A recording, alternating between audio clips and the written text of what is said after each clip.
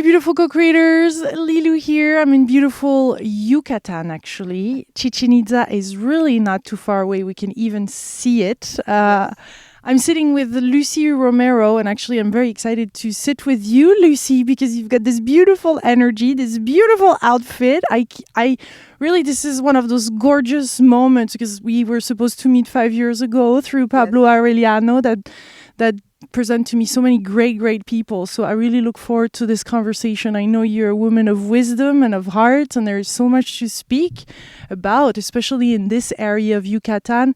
I want to thank you to do it in English, because I know English is not your first language. So we'll subtitle it too with the English word if that makes it. I'm sure one of the co-creators out in the world will be happy to do that. Yes.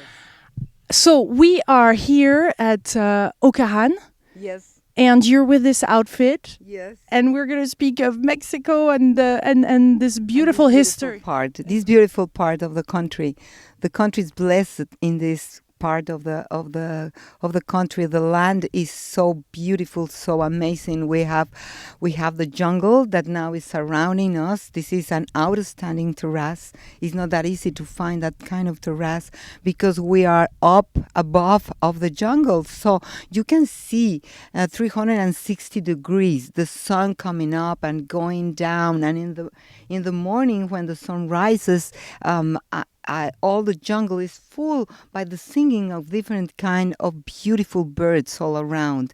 So this land is very close to Chichen Itza, which is one of the main centers for worshiping the woman and to allow us to really get knowledge about the ancient wisdom of the Mayans. Yeah, Chichen Itza is this big pyramid. We're about 200 kilometers from Cancun, and people come here for a few days to visit the different ruins, and we can see it from the terrace. Actually, I'm gonna show you because this is quite spectacular. There's a beautiful energy in Mexico. Tell us about, your outfit and Mexico and how this is really, I'm looking for my words because there's so much richness and sacredness and divinity and spirituality here. Huh? Yes, well, the southeast of the country is blessed by the energy of the feminine. So that kind of dress is so beautiful.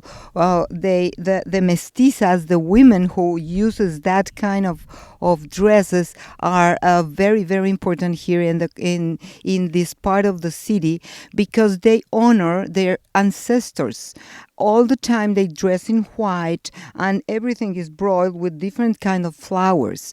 So I use it because a very close friend of mine, Maria Coba, which is a priestess, a Mayan priestess that become from a very high lineage of Mayan tradition. She gave that to me as a present in the middle of one important ceremony that we have to reconcile the terrible time that they had with the conquerors, the Spanish conquerors, and the people that belong to these lands, because one of the priestess of the Christianity, Fray Diego de Landa, he burned the codices. So for the Mayas, it was terrible that they don't have their own codices to really make like the inheritance for a big heritage of knowledge in these codices, and now we just have 3 codices around the world. But all these people, they remain with their own language. The Maya is still alive. Mayas are very powerful people who really know how to survive in extremely difficult situations. When I go into the jungle and I went to visit them and they allowed me to get into their own houses and spend some days with them, I really get amazed because I know if something happens in the world, they are the ones who knows how to survive. They know how to get water, how to get food, how to get shelter, and they could be like 1 or 2 years inside the jungle. Nobody know that they are there, and they can go down the earth, even though in the cenotes there are big passages between one cenote and another cenote, and they could remain there for many months with no more that whatever they need, they will take them. Okay, well, but what is amazing for me is that the wisdom of the Mayans now is arising to the consciousness of international environments and scenarios in which there are many books, and visitors to the big pyramids are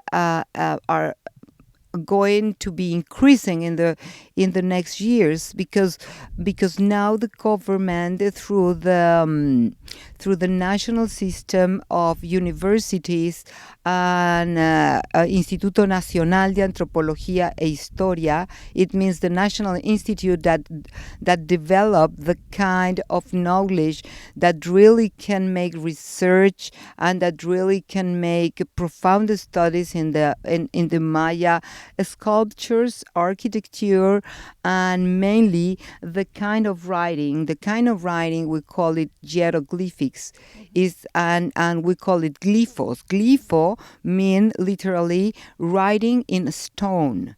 So when you come and you see these beautiful pyramids, you see a lot of signs written on them. But it's now that one part of the scientific approach, the name is epigraphist. The epigraphists are those who are devoted themselves to study what does they want to say in this kind of beautiful stones. They name it estelas. So an estela is a big stone in which is totally carved, and in that carving they written their own story and of course the dates, long dates, because they have a special way of counting. Uh-huh. You see, I didn't introduce you.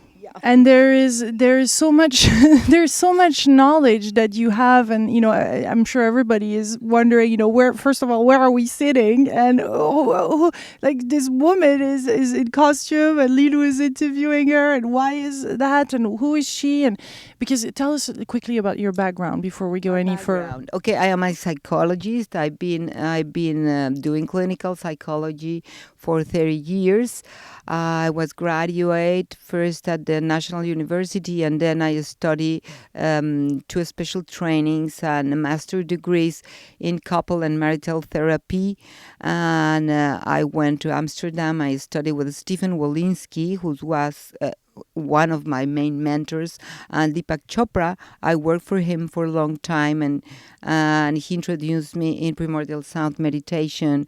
So I am like bridging in my own self everything relating mind, emotions, spirit.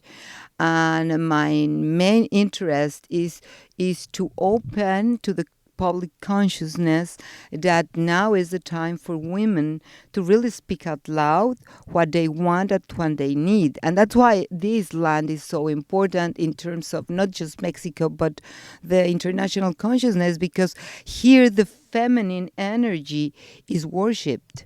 And is very, very clear as soon as you come to Yucatán, to the whole southeast, which means Yucatán, Chichen Itza, Uxmal, and the part of Campeche, and as well as Quintana Roo with Tulum, and Chiapas, who has beautiful buildings, and Palenque there. Ekbalam as well? Ekbalam, yes, all these belongs to the Mayas. And all this land has a strong and powerful empowerment for women. That's why women in ancient times, even though the important women from the Aztecs, they came here to deliver their own babies. Because if the baby was delivered here, his life will be blessed. Magnificent. And obviously you wrote many books and you do conferences around the world, and you're definitely this warrior of light. I mean, I spent some time already with you, and it's been such a delight, and I know the person that introduced us is very much aligned himself, and so it's always great pleasure to have this conversation. And if you're wondering where we are, we're actually sitting here in a hotel called Okahan.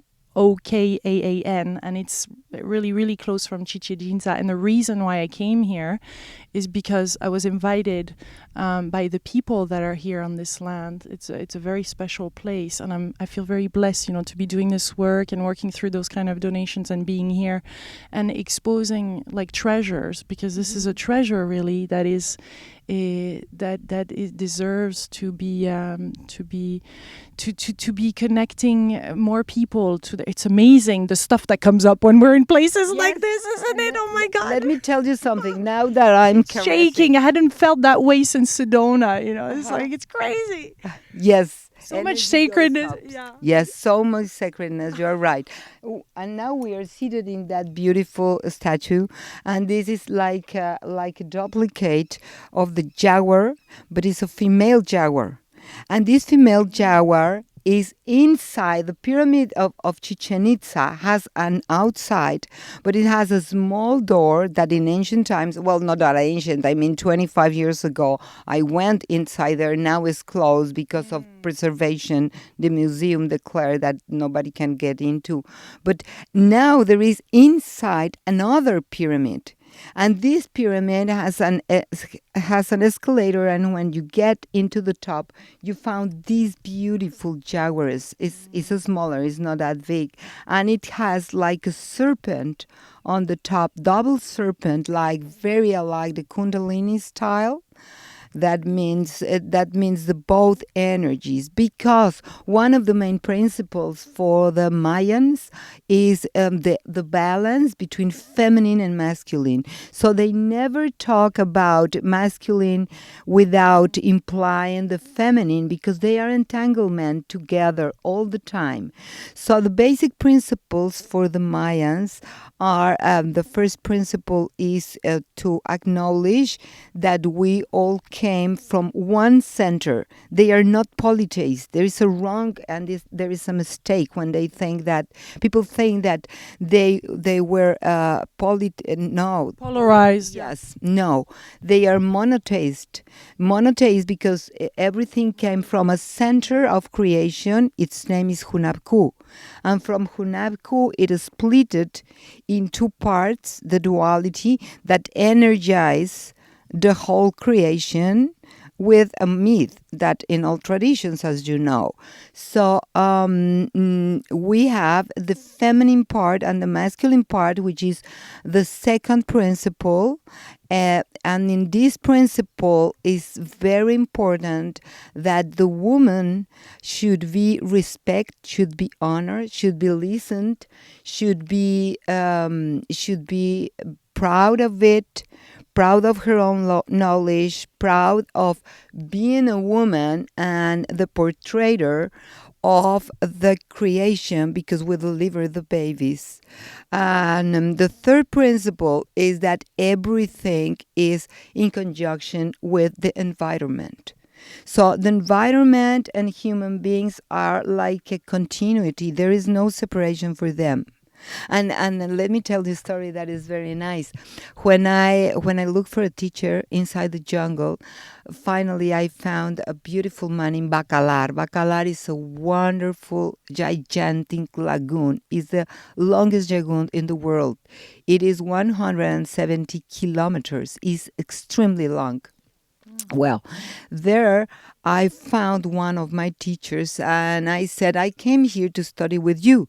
So I brought a pen and I brought my tape recorder and I sit down and he said, what are you going to do? And I said, to listen to you and to write. No. You step on and you walk. And then he took me for 3 long hours walking. And he said, now my teachings are going to begin.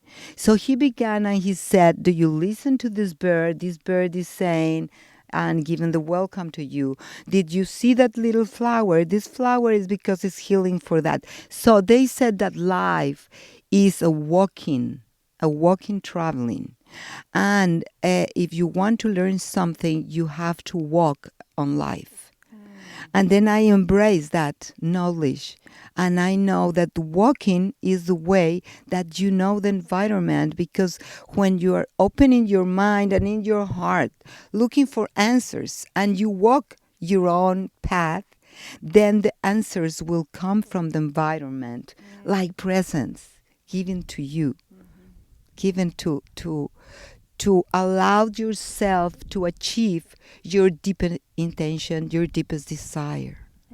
Did because you spend quite a lot of time. I know you live in Mexico City, but you spent some time here and you love this area. Did you get some new information from the Mayas or some things that you hear of?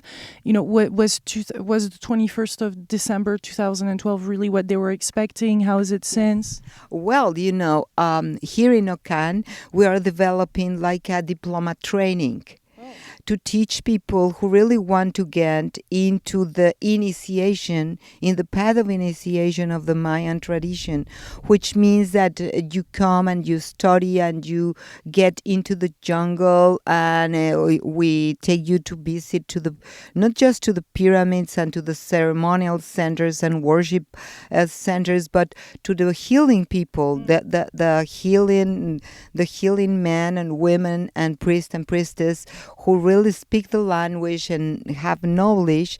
And then what we want is to recover the knowledge of people that really survived for many centuries, and the work that they have done is just amazing. If you just take a look about the beauty of the architecture, the sculpture, the painting, and the music, they really perform in all the arts that we can think on. There are a special thing that I would like to share. There is a special blue, and the one who are painters will know that is a special blue that the Mayans discover, and it's a combination of shells and of some little organic things, and this kind of blue remain for centuries and centuries and centuries without degraded. So this blue is very, very famous because it's the Mayan blue. It's like a turquoise, but a little lighter. So they really devote themselves to make ceramics. If you go to Mexico City and go to the museum, to the archaeological museum, in the room devoted to the Mayan culture, the quantity of small and big statues that this culture provide is bigger than any other in Mesoamerica, because they were so artistic. They were so good handcraft makers that they really portray the way they live, the way they dress. Yeah. The women, the way they took elements from the nature, like feathers, like skins, like color, and like stones. They use beautiful stones. Turquoise stone is a blessed stone.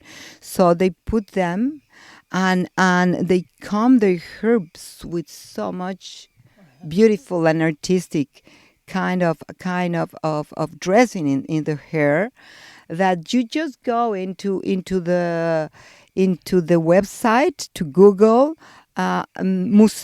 Archaeological Museum of Mexico City, and then go to the Mayans, and then you will have a wonderful thing.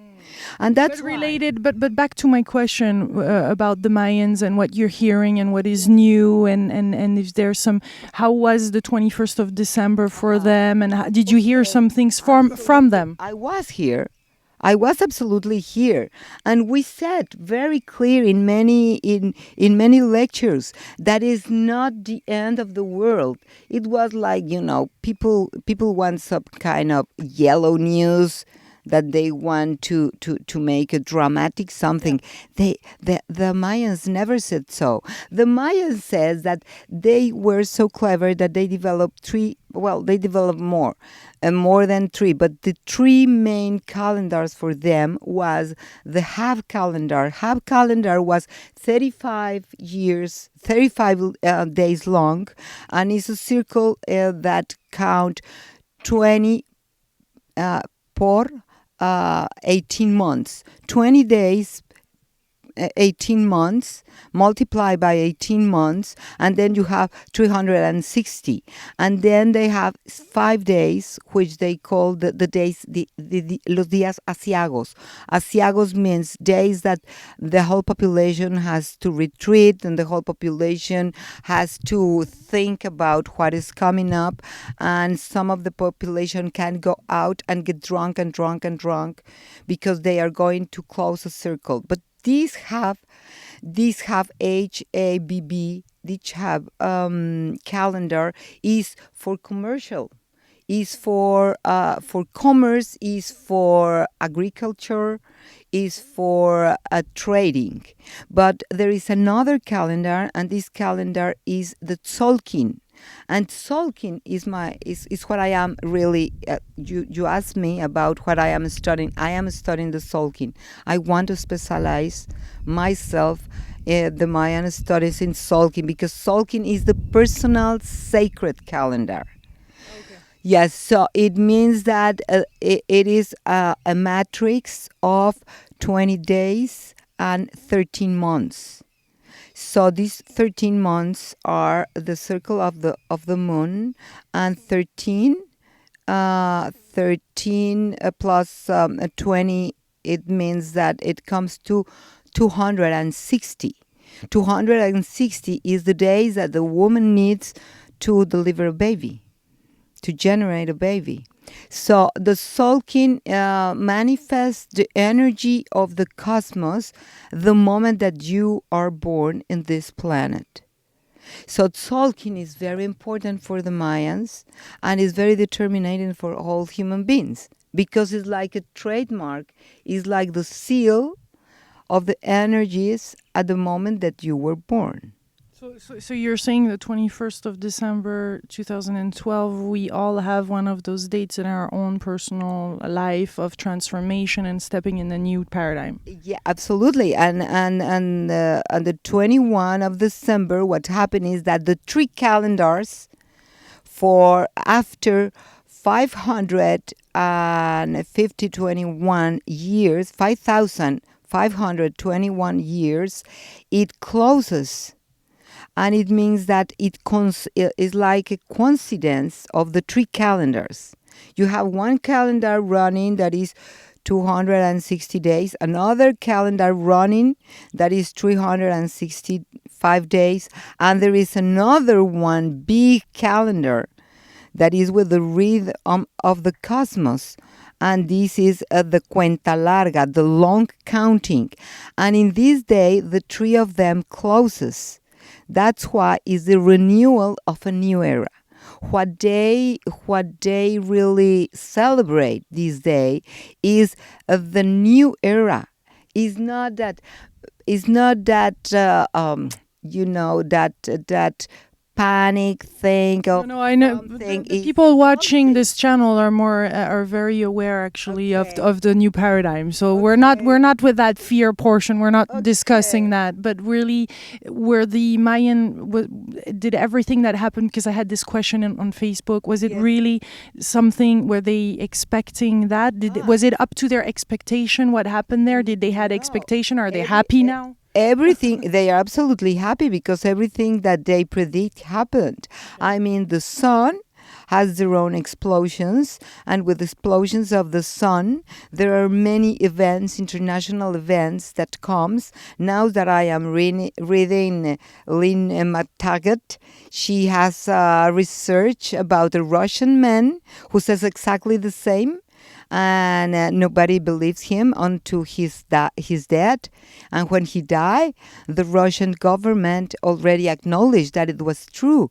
And for me, it was amazing to read that, because it's exactly the same that the codices, the ancient codices of the Mayan says. They said that at the moment that the 3 calendars closes, then the sun will have a very energetic. Now we can feel it. We have this tremendous sun that really make everything brighter.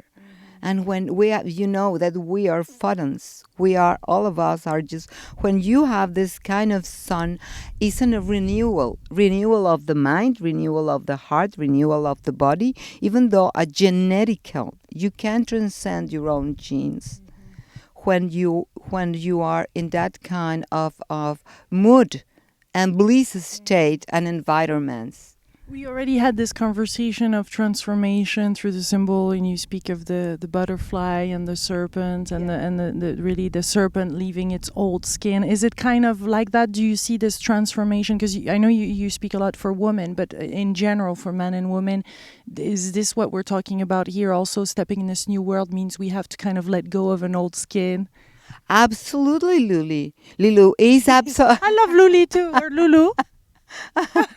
Absolutely, Lilou. It means that all of us, all human being, has the opportunity to really have the energy, because we have to be very precise on that.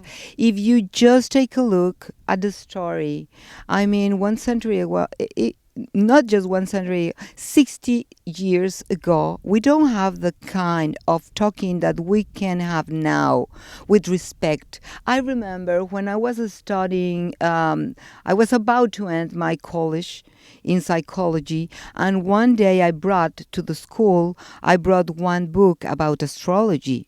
And everybody says, oh, she's cuckoo, look what she's reading. You know, it was like new age thing that is not scientist, and nobody can talk about this because it was like a hippie kind of thing. Now we can talk very seriously, even though we have a very, very senior people, a scientist who are saying, you know, the mystics are right. And now the codices were right. Unfortunately, we need, because our limit kind of fixation of having the proof in our hand, we need the proof of scientists. But we knew that. We knew that. For example, if we are talking about the influence of the environment in human being, and the extended body is the environment. I mean, the Vedanta tradition 5,000 years ago already said so. If you study Ayurveda, you will find it immediately. And the Mayas said the same, but nobody paid attention on that. And now that the last research in big universities around the world, like Oxford, like the centers in Canada, and in big laboratories, they are confirming that this is totally true. Our extended body is our environment. That's why we have to take an eye, a keen eye of who are related with us, who are into our life. We have to really acknowledge and be humble in our heart and say, okay, I am going to mingle around with people that really could be connected in the same vibration, and the other, I am not going to judge, but I am going to say thank you very much, but see you later. Mm-hmm. Yeah, no, it's choices. For this transformation to take place, you're saying we need to really take positions, Absolutely. kind of, or really choose what kind of paradigm we want to live in too, which means some no's. Yes, we have to do responsible choices. I mean, choices that really transcend the tradition, the stock fixed ideas in which we develop in our childhood, and all this kind of agreements that people take for granted as something that is true. We have to really put ourselves in a situation, I am going to believe on that. Because, the first responsibility is with your own self. And then with the others. So you have to clean your mind, you have to clean your emotions, and then you have to embrace what you know that really empowers your own view to be in contact with your higher self, who has a project for your soul. And then you will live the life that is your own destiny. I want to give a little personal note here, because we had quite something, we lived quite something special yesterday here in this area. And I know that as I'm traveling too, I meet some healers and some wonderful people out there in small villages like here that are not known but are doing tremendous great work. Do you have something to say about those healers? Because I know this is you're also on this path and welcoming those healings, and I'm too, and I take the time to really, when there's those synchronicities and it happened at the right moment and it feels right, then there's some wonderful healers. Not all the healers are great, but there are some wonderful ones. Do you have something to say about the impact that has on your life throughout the years to be where you're at now? Yes, absolutely. And mention his name, maybe. Absolutely. We saw yesterday to Don Ruperto, and Don Ruperto is a tremendous medicine man. He joins in his knowledge both traditions. One is the Mayan tradition. He speaks perfectly the language, and he has all the inherent power that belongs to his grandfather. The one who really trained him was his grandfather. And one day that we went to a pyramid, to a small pyramids that they are not totally recovered by now because the government doesn't have enough time and money to recover all of them. He took us there and he said, from here is a departure of a way that connect directly with Coba. Coba is very far from here. Is in close to Cancun, and then from Cancun to Tikal, and Tikal is in Guatemala. So just imagine. And I asked Don Ruperto, if you have enough time, could you lead us to do all this trip? And he said, of course, my ancestors did it many times walking. So, I mean, walking... He's not that young, yeah? So how old is he? It's hard to say. It's so hard to say how... He's an abuelo. He's considered as a grandfather. I mean, he's a grandfather. Yes, I think that he's 55 or so, but you can never... it's so difficult for that kind of medicines men to really know how old are they, but he is very powerful. His little house with the different statues there and praying. You don't really know what happens, and there is some kind of beating up with some leaves, but it's just what happens in the end is extraordinary. And he gave me medicine because I have a stomach, an inflamed stomach, and he gave me like a herbal thing, and he said, this is just pure, this is just herbal. Now you take it, tomorrow you will be fine. And I did it, and I feel absolutely fine. So what I am trying to say is that you have to really choose the person, because there are people that is not that true. I mean, they are not so authentic. They don't have the real power, the transmission, because it's a power transmission. So how do you know? Well, here in Ocan, we really have a keen eye for that. But even in life, wherever you are, how do you know? I never approach or allow people to touch my body or to drink anything if I am not totally sure. How do I know it? I know by the experience of the people who recommend me that person, and for my intuition and my feeling. And if I don't feel comfortable, I say from the deepest of my heart, I honor you, but sorry, I am not ready. And I just leave the place. So... But these are important conversations to have, and I know it helps a lot of people right now that we're saying this, because it can be confusing. Oh, yes, absolutely confusing. Even with the Maya thing, it can be confusing, and we heard so many things, and we read things, and things become commercial, and some others, are really true and authentic. Things can change with time also, so it's the intuition and the heart and listening and taking our time, and be sure I feel that's the biggest advice of this whole video, because it's so essential. That's why I am here. I am not here because I like this beautiful hotel boutique, because there are many hotel boutiques in this part of the country. It is because here is a center for studying. And the owner is a man that devotes his energy and his money, and he put a lot of investment here just to develop that kind of consciousness, that the new generations really could have the really seed of the Mayan tradition in their own hand to really explore this heritage that belong to the whole society in the world, as well as all the big traditions, the Tibetan, the Hindu, the Peruvian, and the Celtics, the Egyptians. All of them are together. They share principles.